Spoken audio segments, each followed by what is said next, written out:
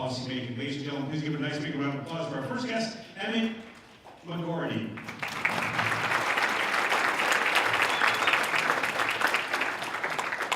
Thank you, Jeff.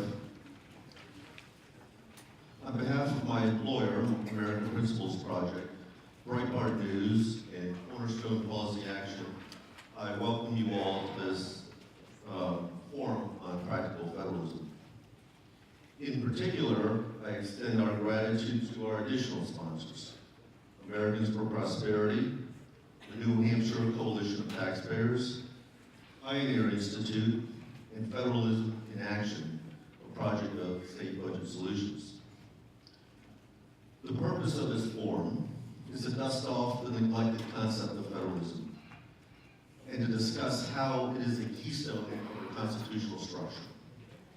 We hope to draw attention to the practical implications of federalism and to highlight how that system is in disrepair, the consequences of that disrepair, and what needs to be done to fix it. As we'll discuss, on issue after issue, the federal government has intruded into the responsibilities of the states and into the security and rights of the people. It has done this, for instance, on education policy, on environmental policy, on industrial policy, on land use, on health care, and even on the collection and exploitation of our personal data. Federalism, to be sure, is a favorite buzzword of many politicians, particularly those on the Republican and Libertarian side of things. But those politicians rarely have to defend their record on the issue.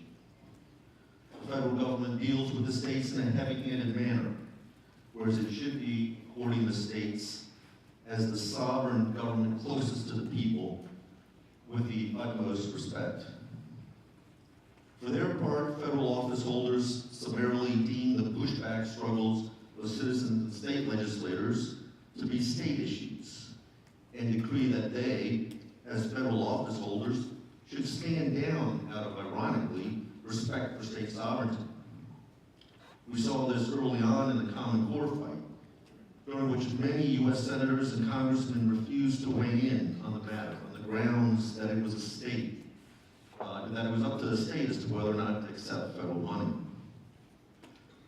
But where federal actions damage the constitutional structure itself, both federal and state elected office holders have a duty to act.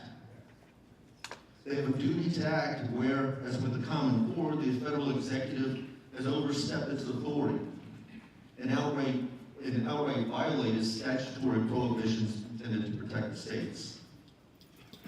All office holders have an obligation to defend the Constitution and the constitutional structure.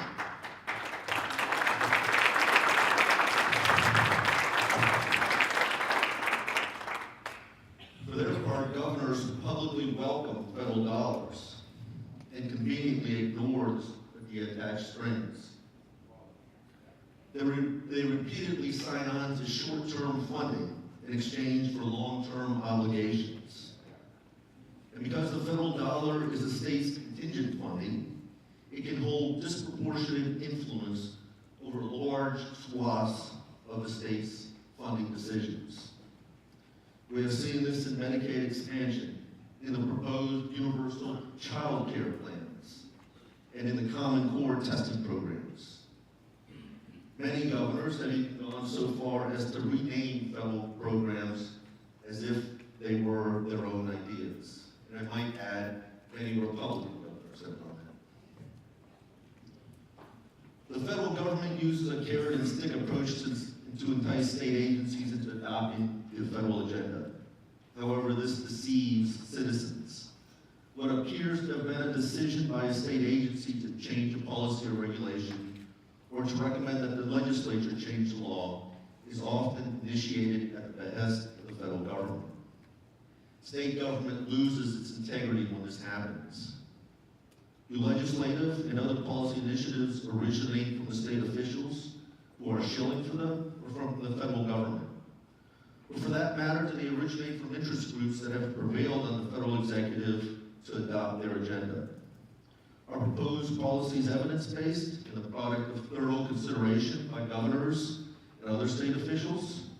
Or are they adopted simply to get federal money or relief from federal regulations? Has the federal dollar reordered what would be the state's priorities? The citizen has a right to these answers, but such answers are seldom knowable when the state executive is subject to the federal carrot and stick. Of course, the first line of defense against an intrusive federal executive should be Congress.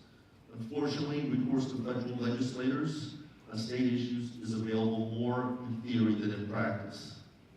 Congress faces a vast range of issues, and with random exceptions, the ones that garner congressional attention are those of primary national concern.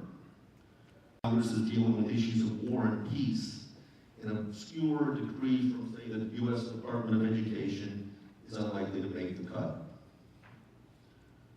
The framers also intended that state legislatures would provide a check against an intrusive federal government. However, the federal government has engineered ways to cut state legislatures out of the decision-making process. It gives state executive agencies short periods of time in which to decide whether to pursue federal funding. Often not enough time to truly understand the implications of taking the money, and certainly not enough time to brief state legislatures. But remember, it is the state's legislature, not the federal government, that should be shaping the activities of the executive. Nor does federal overreach end once the state decides to participate in the program. We see that in education. There, the federal government offers the states temporary waivers of the heavy-handed requirements of No Child Left Behind. In return, though, the states give up even more control over their education systems and further entrench themselves in the federal policy agenda.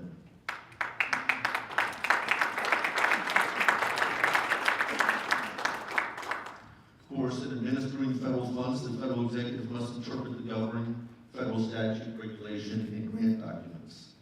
That interpretation often holds, even if it is incorrect, because suing the federal government or pleading a matter before Congress is a daunting task for both states and citizens.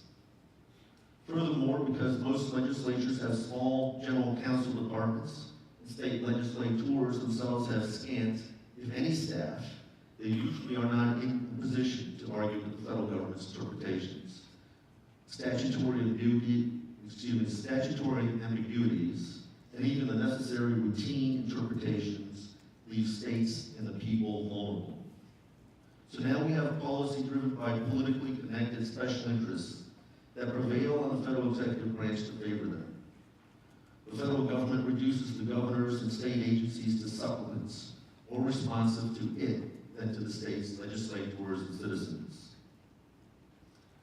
The imprint of the federal government doesn't stop there, but continues into actually instructing the governors and executive agencies how to perform their duties in many instances. With respect to the administration of the highway trust fund, for instance, and the selection of construction projects flowing from that, the federal government tells the executive branch who it has to meet with and include in the decision making before making a proposal and how it would spend the money, and it sets the funding priorities. We see that in education as well. So a divide and conquer dynamic is at work here. Federal office holders and office seekers occasionally have to respond to arms run to one group of citizens on one issue or another, but they are not called to task on the root cause. They are not being asked, what have you done to stand at the constitutional line and protect against federal overreach? Let's look at your record on the full set of issues. Have you merely been an enabler in this ever-increasing federal intrusion? And what will you do if elected? We are down to the last check and balance to protect our liberties. That's the American people themselves. I think, though, that the attitudes of the American people have undergone sea change over the last couple of years. They are beginning to realize that this problem will be solved only if they take up the greater cause and make it a national issue.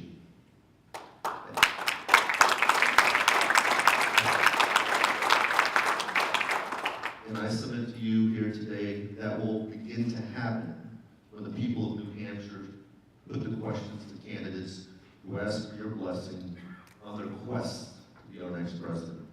Thank you.